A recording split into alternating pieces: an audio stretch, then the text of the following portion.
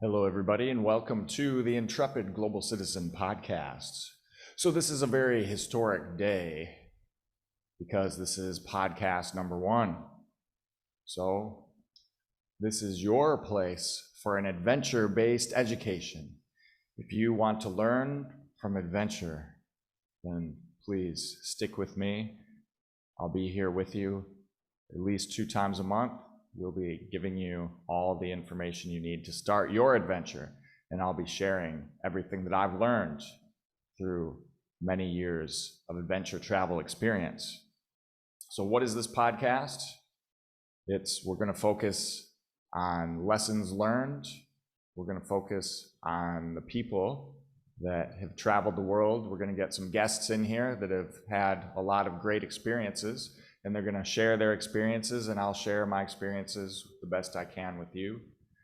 I've been many places myself, and hopefully I'll be going many more, and I'll be sharing all the good, the bad, the ugly, and lessons learned, the wisdom, and the mistakes that I've made along the way, because that's part of it as well, making mistakes and learning from those mistakes and sharing those mistakes with everybody else. And that could be anything from camping to repairing cargo on your bike to getting new parts, and for methodologies of travel or anything else, places to sleep that you're wondering about, especially for beginners. Those of you that want to start on your first adventure, maybe it's a walking trip, maybe it's a cycling trip, but we're going to focus on a little bit more adventurous vacations rather than just backpacking or traveling by bus or train. We'll be focusing on alternative modes of transportation. So there's a lot of people out there that like to go by bicycle. I like to go by bicycle or walking through long distances. There are people out there that like to go on their unicycle, or people that just push a cart along and like to walk for long distances. So all of these methods are a bit of an alternative to the norm of what we'd normally consider vacation. So this is about adventure and learning and experience, and it all starts with you, and hopefully you find some inspiration while listening to this podcast. So please stick with me, and we'll be here with you at least twice a month to share the lessons learned and everything. So for me, one of my favorite quotes is that experience is the best teacher. This is what I've learned in my life. I've had formal education. I've had education at home from family, of course, but I've learned that education or experience has taught me the most. And experiences with traveling, with the hardships, with the good times, the laughs, the tears, and the blood along the way.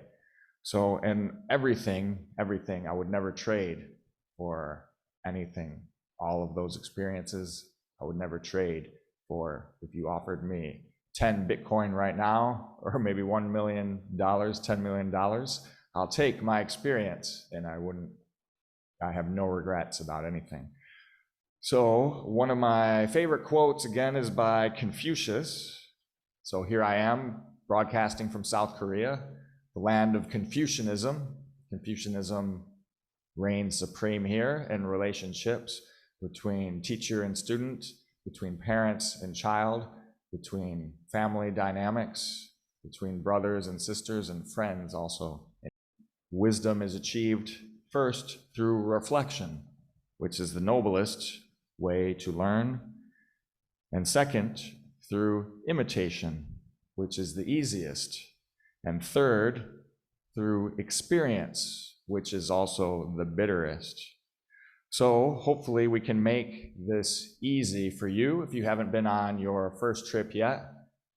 Like Confucius said, you can imitate what I've done or what the guests on this podcast have done, and hopefully you can get your bitter experience for yourself, and then that can cement in your values.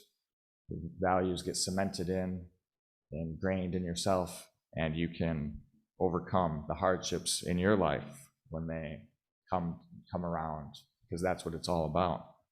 So who am I? You might be wondering. So I'm just an average guy. I'm from the United States. I graduated in a middle-class neighborhood in the suburbs of Detroit, Michigan, and went to high school there.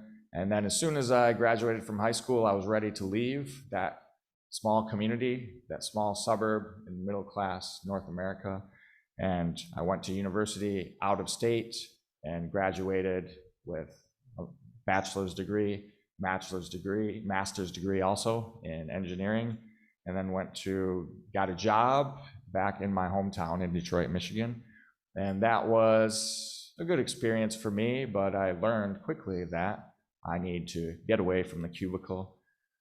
Looking at the computer every day, all day, was just not the life for me. There was more out there. I thought I'd be there for, at least until my retirement, just climbing the corporate ladder. That's the big idea I had for myself. And things didn't go that way. I had my wanderlust, that desire to get out there. I think it was just inborn in me. I'm sure those of you that like to travel for yourselves and get out there and have your own adventure, that you can attest that you've been like this your entire life. For me, I always like to test the limits and see how far can I go? How far away can I get from my home on my bike, and jumping off bridges into the cold water, and just getting out there and riding in the bike and getting exposed to the elements and exposing myself to hardships intentionally. So anyway, I had my nice job, middle-class job as an engineer, got paid what many of my friends would consider a nice, cushy salary for just sitting in an air-conditioned office, a heated office, with fluorescent lights in front of a desk. And I would just stare out the window and wonder, wow, I need to get out there, explore the world. It's so big, and I'm here. My cubicle is so tiny. This is just not going to do it for me anymore. So I decided to quit my job. I went backpacking for about 3 months in Mexico and Central America. And after that, it was all different. I realized that this is the life for me. I need something unpredictable in my life. This predictability, going to work every day, driving in the same car to the same job, talking to the same people that are talking about the same soap operas, watching the same football games on the weekend. It's just not going to cut it for me. So I decided to get out of my comfort zone, and I found a job in South Korea. And once I came to South Korea, I didn't really have much of a plan. I just thought I'd come for a year or two and try out life here in Seoul. It's a big city on the other side of the world. So I thought, hey, it's an adventure. Why not go for that adventure?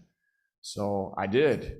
I had a one-way ticket to Seoul, and I had no plan. I just had my job ready, lined up, and the school I worked for teaching English set me up with an apartment, and here I am. More than 12 years later, I was lucky enough to find a university job, and I'm broadcasting here from a university room that is available here. It's pretty high tech, so they have everything you need for a podcast. So I thought this would be the perfect atmosphere, and it's the dream job for me. I'm here. I have motivated students that are always completing their assignments on time. They have great attitudes. They love to learn. They love to soak in the wisdom, the stories that I have to share, and they're always all ears. And I just feel very, very grateful and thankful that I have such a great job like this. And it's been like a dream the past 10 years at this job, and the past 12 years in South Korea has been a very joyful experience. So while I'm working at this job at the university, I'm lucky enough to also have 5 months of free time, 5 months off, just like a university student does in South Korea. So that means I have time to take off on far-flung places around the world with my bicycle and have adventures, and come back to a nice working environment and see my students once again. It's always a pleasure to, once I finish my adventure, to have those extremes of unpredictability and exposure to the elements, to being back in here, to this nice, comfortable room with fluorescent light again, but not in front of a computer so much. Now I'm talking, sharing experiences with my students, and we have a beautiful relationship. So that's like a dream come true. So anyway, my story about traveling is that I started traveling for the first time in 2007, like I told you, after quitting my job in corporate America in Detroit, Michigan as an engineer, timing traffic signals. That's great for some people, but it's not great for me. So anyway, after backpacking and getting this job here at the university with my time off, I decided I need something else. Backpacking became a bit comfortable. I became a bit tired of it because I was always in tourist destinations, seeing the same travelers, the same backpackers from other parts of the world. That was fun. I enjoyed talking to them and people from often a lot of places in Europe, North America, Japan, Korean people. And it's great to meet other travelers, but I really wanted to get off the beaten path a little bit more, get some exercise, and also do something for the environment. So biking is the perfect solution to that. So I started becoming a tour cyclist back in 2014 was my first trip. I had absolutely no experience traveling by bicycle. I had always been on train, bus, even if those trains were very, very uncomfortable, like in India, paying $2 for a 14-hour train ride, being stuffed like sardines into a car with people from mainly the more poor economic stratus of India. So that was an eye-opening experience, but I wanted to get out there, have no roof over my head. I felt so claustrophobic inside buses and trains and cars and vehicles being powered by gasoline. I wanted to power myself. Self-propelled movement became my ultimate motivation, either by walking or cycling, and fueled by bananas, by rice, by beans, by vegetables, instead of oil and petroleum that pollutes the earth. So that was my main motivation to start on the bicycle. And I decided in 2014, I booked a ticket to Uzbekistan. Originally, I was just going to backpack through Uzbekistan, Tajikistan, Kyrgyzstan, and Central Asia for 2 months. But about 2 weeks before, I decided, hey, why don't I just take my bike? There's the Pamir Highway in Tajikistan, which is world famous among adventurers, the holy grail of the cycling circuit nowadays. So I decided, okay, let's just try it. I had no special bike, no real plan, and I had a tent that costs about $20 that I had from a previous trip in Southern Africa. And I just stuffed everything into a backpack with my bike that I was riding here around Seoul, that very thin tires, a hybrid bike that I bought from a friend for $180, which nothing special. I just said, okay, I don't really know what I'm doing, but I'll take a risk and just go on the bike. So that's what I did. And every day it was just like a dream. I remember that first day going out of the airport in Uzbekistan in Tashkent, and I remember the sun just pounding down on my face and the dry air, inhaling that dry air, and my nostrils just being inflamed with dryness. And I just remember inhaling, exhaling, and pedaling outside of the city. It was the most freeing feeling I had ever felt in my life. I thought to myself, wow, I'm actually doing this. I never thought that I was capable of doing something like that, but I took a risk, and the reward was big. Risk to reward is key here, I've found. So anyway, I had no experience with repairing bicycles at all. I didn't even know how to repair a puncture in my tire, or I barely even knew how to oil my bike chain or do anything like that. So I quickly learned from experience how to repair. I had punctures the second day and almost every other day after that.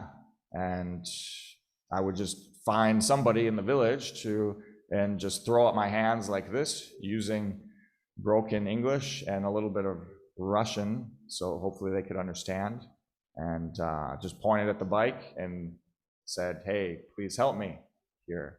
And the people were just fabulous. I'd always get help wherever I went, and people would just wave me into their homes, offer me food and a place to sleep, and very curious about who I was and what I was doing there. And we had great time sharing our cultures and sharing. I took some pictures with me too, and they were always very, very delighted and happy to see pictures of my family and friends. So that was just a great experience. Punctures were some of the best times on my trip because it enabled me to connect with the people. And even though I was reliant on them for help most of the time, so I feel like very grateful. I feel like I felt a lot of humanity, the beauty of humanity through those experiences. So anyway, I learned very, very quickly how to repair a tire, how to repair punctures, and I went through probably about 8 to 10 sets of tires. So all of the tires that were available were cheap Russian tires of very, very low quality that could not stand all of the potholes along the Pamir Highway, especially when you're cycling uphill to 4,600 meters at its highest point, and the sun is blaring down on you, and you've had snowflakes, snow pellets risking and brushing against your face for hours on end. Snow in the summer in the Pamir Highway, you never know what to expect. I had a long sleeve t-shirt and a few pairs of underwear and maybe one pair of shorts, and that's it. And I remember just freezing cold at nighttime. Boy, I was not prepared for that trip, for the clothing, for the tire issues, for the mechanical problems. But I learned quickly. Even I ran out of water one time on the Pamir Highway, and luckily I saw a group of doctors there that were doing the Mongolian run, driving a car from London to Ulaanbaatar, Mongolia. And I had to wave them down and say, "Excuse me, do you have any water?" And luckily they had tons of water because they were doctors. They said, "Of course, we're all doctors here, so that's why we're here, to help you if you need it." So they loaded me up with a lot of water, so I was very grateful for that experience. But anyway, that goes to show that I was not prepared at all. I had no idea what I was doing, but sometimes those are the most memorable experiences, right? So anyway, this for me was a transformational experience. I realized that, hey, I can actually get out there. I'm in Tajikistan here. I'm in Kyrgyzstan on these high mountain passes, gasping for air. I remember one time it was so cold and the town was just in the horizon, and I was cycling through the snow. The snow was pelting down on my face in the summer, and I was just shivering on the bike. And then I saw the town in the distance, and it felt like it would never arrive, ever. I thought, okay, I'll be there in 1 or 2 hours, but 1 or 2 hours later, it was still just as far away. It was like my mind was playing tricks on me, and almost like a mirage. But it wasn't. It took me about 5 or 6 hours to get there after all. And I remember I finally arrived there, and I was just nearly just knackered, just ready to hit the sheets. and just covering myself up in blankets in a woman's home there. She waved me into her home, and just covering myself up there in blankets for about an hour, trying to warm up and just shivering in that bed. But anyway, she offered me some warm soup. That was probably the best soup I've ever had in my life. The best tasting food you have is a warm cup of tea or a warm bowl of soup after you've been shivering for hours on end. That's my conclusion. Forget the pizza, forget the hamburgers. It's all about the hunger and the suffering. How much have you suffered? How hungry are you? How thirsty are you? That will determine the quality of a meal, the taste of a meal that hits all the flavors in your palate. So anyway, I learned the power of hardships on that first trip. I had a lot of hardships. I learned what I'm capable of, that I have no limits. And I learned that the world and its people are so beautiful, and there's so much out there for me to see. And that was it for me. I was transformed. Cycling and tour cycling adventures became my passion, and my mantra was, how can I find the next place to cycle, and where is the next best place to get on a bike and push myself, push my limits even more, and learn about the world's beauty and experience culture and nature and be touched and moved by what the world has to offer. So since then, I've cycled. On my second trip was in Oman, cycling from starting at Dubai and then down to Salalah for about 2 months on the border with Yemen. That was another unforgettable experience because that second trip, it was in the winter, so the weather wasn't as harsh, not as hot. And I remember the first day I arrived in Oman on the bike from Dubai, I asked a police officer, hey, what do you think? Is it safe to camp here in Oman, in Muscat, in the capital? And he said, oh yeah, sure. Don't sleep in the hotels. They're too expensive. And we only cater to upscale tourism here. So just sleep anywhere. Sleep on the beaches, sleep on the sand dunes. You can even sleep in my police office if you want to. And so that's what I did. Every single day in Oman, I camped, and it was just beautiful. I would cycle along the ocean, and I remember every single day I had a choice. Will I camp in sand dunes to the left or along the beach to the right, listening to waves or listening to the sound of sand pelting against my plastic tent at nighttime? So Oman was a beautiful place. I have a lot of good friends that I met there. The hospitality was amazing. That was in 2014, my second trip in Oman. So if you haven't checked out Oman, that was my second trip. I highly recommend it. After Oman, I went to Turkey. So I started out in Istanbul and went down to Antalya for about 6 weeks in total. It took me, just traveling very slowly down in the winter time. So I was not prepared for that one either. I still had my backpack on that trip to Oman and didn't bring much with me, but I was able to survive it just because I didn't need many clothes. The weather was perfect in the winter in the Middle East, in Oman. But in Turkey, it was a lot different. It was the winter. I cycled through snowstorms and just assumed that I'd be able to make it pretty quickly down to the south where it's nice and warm along the coast in Finiki and Antalya.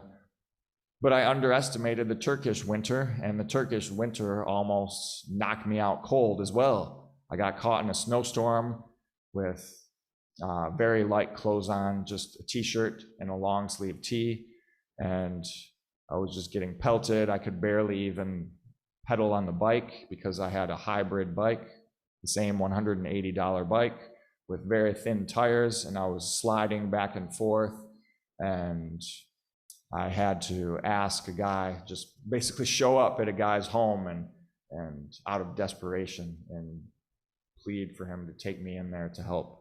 And he did, and he was very helpful. I just curled up on his couch and in a blanket and for several hours to warm up. And I was so delirious from the cold that I was speaking to him in Russian and Arabic, this very broken and terrible Russian that I learned. I was just coming out. I didn't realize that I was in Turkey. It must have been the same place in my brain, all of these languages stored in the same place. But anyway, that was an unforgettable experience. I'm very, very grateful to that guy and to all of the people that have helped me along the road too.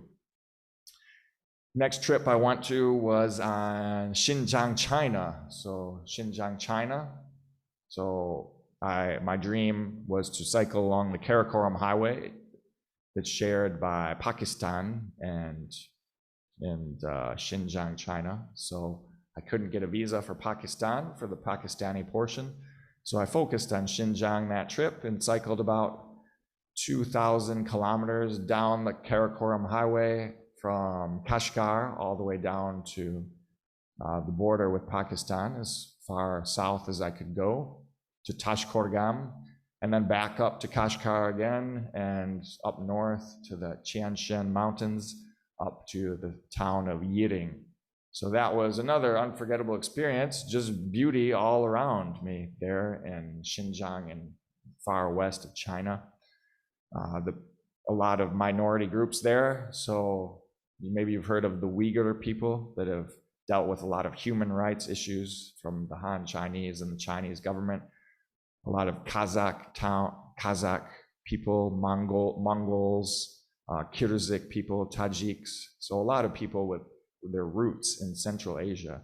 So I was able to feel the changes abruptly happening. Cycling 100 kilometers north, and all of a sudden I'm in a Mongolian area of Xinjiang, and then cycling north 100 more meters, and now I'm in a Kazakh village, riding horses and trying to strum along the dombra, the traditional Kazakh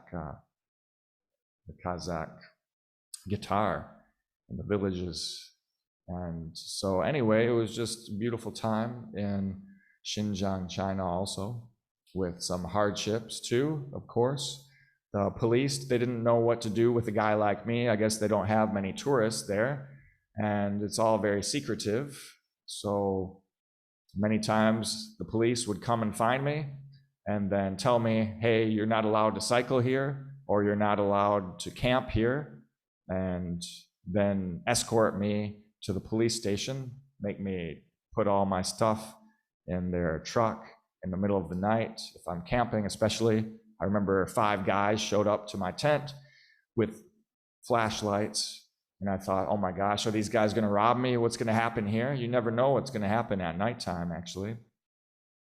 And they just said in their smartphones like this, sure. And then they showed me their screen. The translator says, you can't camp here. You need to go to the hotel right now. So I didn't ask questions. They all had big guns on them, and who am I to ask questions to somebody that's armed and could be dangerous, even though they were the police? So in the middle of the night, I packed up my tent, put my bicycle in their pickup truck, and they took me along to the police station and just gathered data on me for a few hours. And I did a lot of waiting around, staying up all night. And finally, they dropped me off at a very expensive hotel, and said, you can sleep here. But I wasn't, of course, about to pay a couple $100 a night for a hotel. So I just threw my hands up in the air and said, hey, what do you want me to do? I have no money. I'm not going to pay that much for a room here. And I pointed at the couch in the lobby and made a hand motion, verbal gestures saying that, hey, how about I sleep over there on that couch? And the guy just said, oh, sure, of course, go ahead and do that. Yeah, why not? That sounds good. And so I gave the guy about $2 and I slept on the couch and used the sink in the bathroom to wash myself up. So these are the things that you do on the road as a tour cyclist when unpredictable things happen. Anyway, Xinjiang, those types of experiences with the police happened repeatedly over and over again. And they never really explained why I couldn't stay in the town, why I couldn't camp.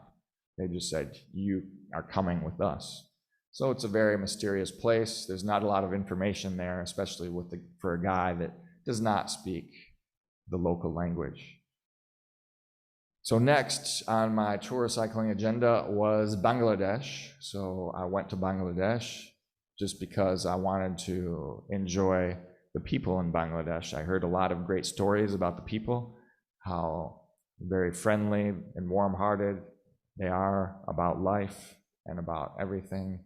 And I really had a great time. I met some friends there. There's a very huge cycling community there called BD Cyclists. So for all of you that are interested in joining a cycling community in a different place with a unique culture, unique history, and friendly people who will take you in and treat you very, very well, I highly recommend Bangladesh for a cycling trip. So you can check out Bangladesh. The food is also amazing in Bangladesh.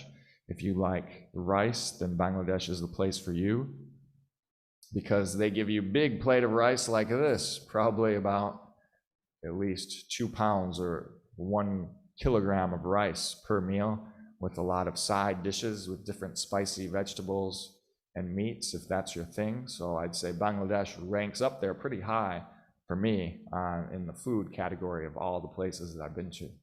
So check it out. Check out Bangladesh if you can. After Bangladesh, I decided to go to a trip to Siberia and Mongolia. So that was a summertime trip. And for this trip, I finally decided to upgrade my bicycle because I didn't think my $180 hybrid bicycle would be able to storm the Mongolian roads. Mongolia is famous for having terrible roads and ruining many tour cyclists and adventurers' bicycles. So I decided, okay, let me get a mountain bike. So instead of a $180 bike, I bought my biggest purchase of the past 10 years or so, and that was a $300 used mountain bike. So pretty good upgrade, right? $120 more I spent on that bike. And that trip was also very, very memorable. I had a great time in Siberia. The sun was always shining and would until about 10 p.m. at night, and then it would go down, come up again at about 3:30 a.m. So I had very, very little time in the dark to camp, but I enjoy the sunlight, got plenty of vitamin D, and felt a lot healthier when I returned back from that trip. Mongolia was also a great experience. Mongolia is very unique. So I went from the largest country in the world, in Russia, and crossed the border to Mongolia, the country with the lowest population density in the world. So anyway, more horses than people in Mongolia.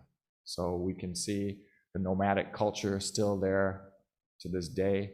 People are living the life just like they did back in the day.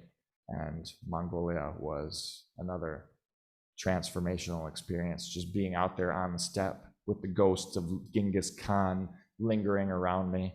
I just felt very grateful, very humbled by nature, and by the Mongolian people also. Very kind and unique personalities they had there in Mongolia too.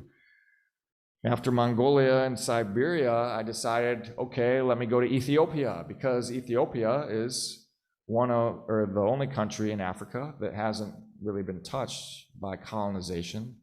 So there was the Battle of Adwa in the late 1800s, I think it was, and the Ethiopians beat the Italians in the Battle of Adwa, and they and then Mussolini got angry about that, and then he repeatedly, several attempts in the future to imperialize Ethiopia. So anyway, Ethiopia has a bit of an Italian influence, but still they are the only country in Africa to have their own script, which is Amharic, and also they have many different tribes of people there and a very unique history, and the eating culture is delicious. If you've heard of injera, it's one of my favorite foods, and the oldest coffee culture in the world too. Everybody knows about coffee from Ethiopia, so that's where coffee first started. The history of coffee started in the Kaffa province of Ethiopia. And Ethiopia is also the most mountainous country in Africa, so I love being in mountains. I love those hills, and I love sweating along switchback roads. So Ethiopia provided me with plenty of challenges, plenty of setbacks, plenty of hardships, and Mongolia is the subject of my upcoming book too. Ethiopia is the subject of my upcoming book too. So anyway, much more to come on that perspective of Ethiopia. So after Ethiopia, it was Kenya. I decided Kenya sounds like a good place because here it is on the equator, a neighbor to Ethiopia. I didn't get to cycle around Kenya on that trip to Ethiopia. I only had about 5 weeks to cycle around Ethiopia. So Kenya, the country directly to the south, sounded like a good place. Plenty of tribes, especially in the Turkana province. So a friend recommended me to check out Turkana in Kenya because it's very much untouched and has a unique culture there with a lot of people with their customs still intact from hundreds of years ago. So I'm always curious to witness a new style of life and see what kind of quirks and culture that people that come along with different groups of people. So anyway, Kenya was a great experience. I was riding alongside wildlife that was absolutely beautiful. So many giraffes, zebras, even lions I remember I was lucky enough to see a leopard up in a tree in Kenya.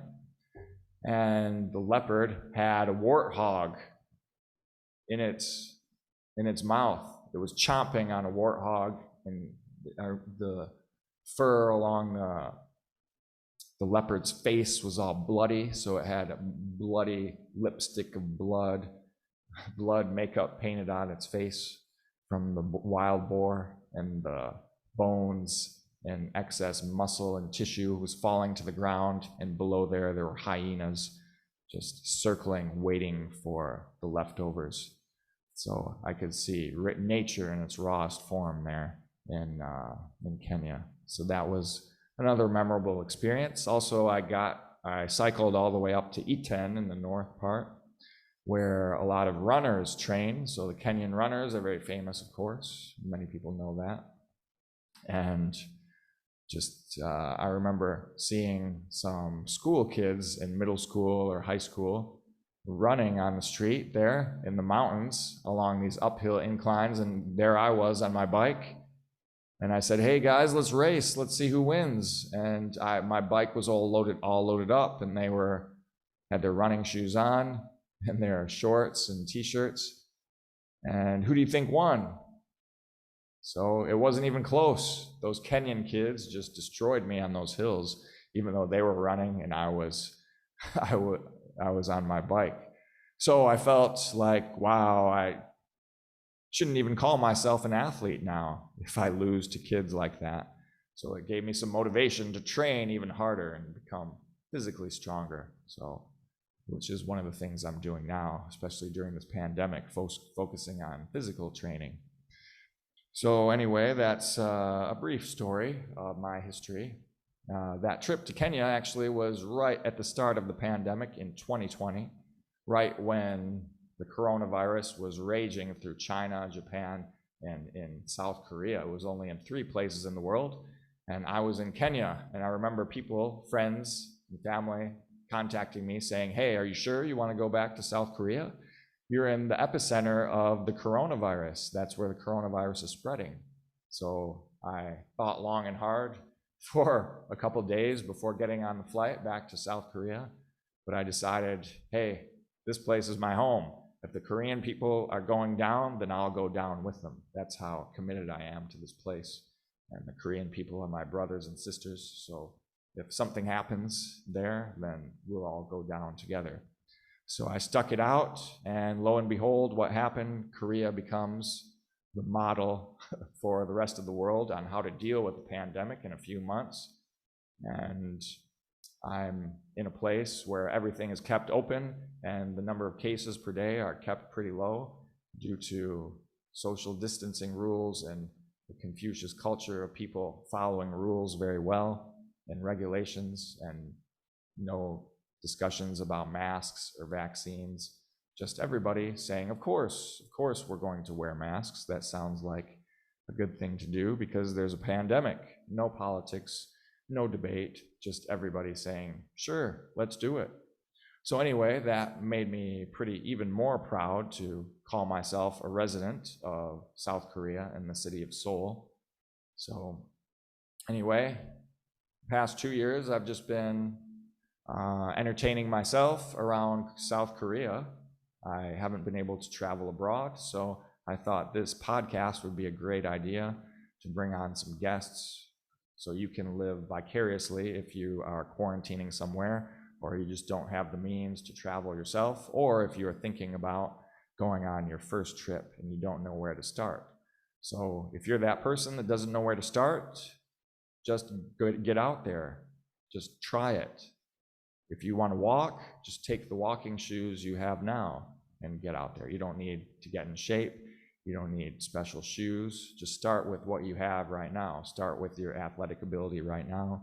Start with the bike you have right now. If you want to cycle around places, if you want to camp, just get a cheap tent. Mine only cost $20, and it's served me well, even though it's not the best in rain and adverse weather conditions, but that's part of the adventure too. So don't worry about over preparing. I'd say just get out there, enjoy what the world has to offer, and spread your words of wisdom, your bittersweet moments with others.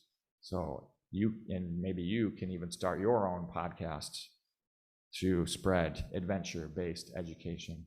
So anyway, I think this is a good place to stop today. Thank you for joining me on the first episode of the Intrepid Global Citizen podcast. We hope to see you here frequently. Please subscribe, leave a comment, and let me know what your experience is with adventure travel and where you'd like to go and by what mode of travel. And if you have any questions, suggestions for future episodes, I'd love to hear from you. So thank you, stay strong, happy, healthy, and get out there and start your adventure.